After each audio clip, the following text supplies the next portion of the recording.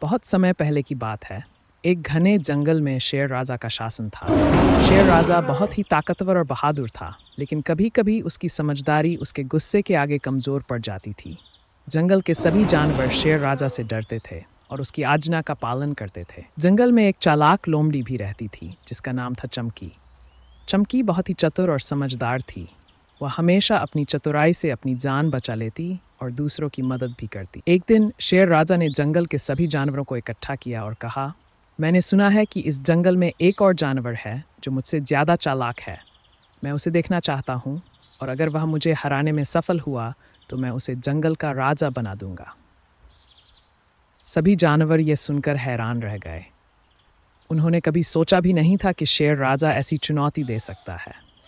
लेकिन चमकी ने इस अवसर को एक चुनौती के रूप में लिया और उसने सोचा कि यह मौका उसे खुद को साबित करने का है। चमकी ने शेर राजा के पास जाकर कहा, महाराज, मैं आपकी चुनौती स्वीकार करती हूँ। मैं आपके साथ एक खेल खेलना चाहती हूँ। अगर मैं जीत गई तो आप मुझे जंगल का राजा मानेंगे। शेर राजा ने मुस्कुराते हुए कहा, ठीक है लोमड़ी, तुम बताओ हमें कौन सा खेल खेलना है। चमकी ने कहा, हम दोनों एक दौड़ लगाएंगे। जो भी पहले पहाड़ी के ऊपर स्थित उस पुराने पेड़ तक पहुंचेगा वही विजेता होगा। शेर राजा ने यह सुनकर सोचा कि यह बहुत आसान है। वह अपनी तेज दौड़ के कारण निश्चित रूप से जीत जाएगा। लेकिन चमकी की योजना कुछ और ही थी।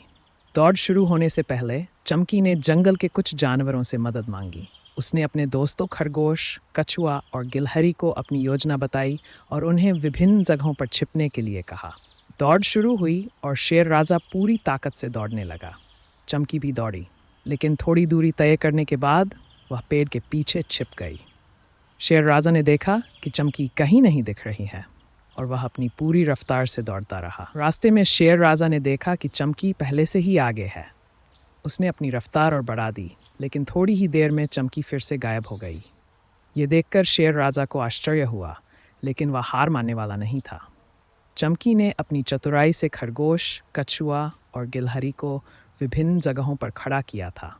जैसे ही शेर राजा किसी मोड़ पर पहुंचता, चमकी का कोई दोस्त उसके सामने आ जाता और उसे लगता कि चमकी फिर से आगे निकल गई है।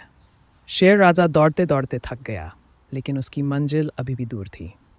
दूसरी ओर चमकी ने अपने दोस्तों की मदद से शॉर्टकट लेकर पुराने पेड़ तक पहुंच गई। जब शेर राजा अंत में पहाड़ी पर पहुंचा तो उसने देखा कि चमकी पहले से ही वहां खड़ी थी और मुस्कुरा रही थी। शेर राजा समझ गया कि उसे चमकी की चतुराई ने हरा दिया है। शेर राजा ने अपनी हार स्वीकार की और कहा, चमकी, तुमने अपनी चतुराई से ये दौड़ जीत ली है। मैंने वादा किया था कि जो भी जीतेगा उसे मैं जंगल का राजा बनाऊंगा, लेकिन तुमने ये साबित कर दिया है कि चतुराई और बुद्धिमानी भी ताकत से कम नहीं होती। चमकी ने विनम्रता से कहा, महाराज, मुझे राजा बनने की लालसा नहीं है। मैं सिर्फ यह साबित करना चाहती थी कि चतुराई और बुद्धिमानी से भी हम किसी भी चुनौती का सामना कर सकते हैं। शेर राजा ने चमकी की बात मान ली और उसे जंगल का मुख्य सलाहकार बना दिया।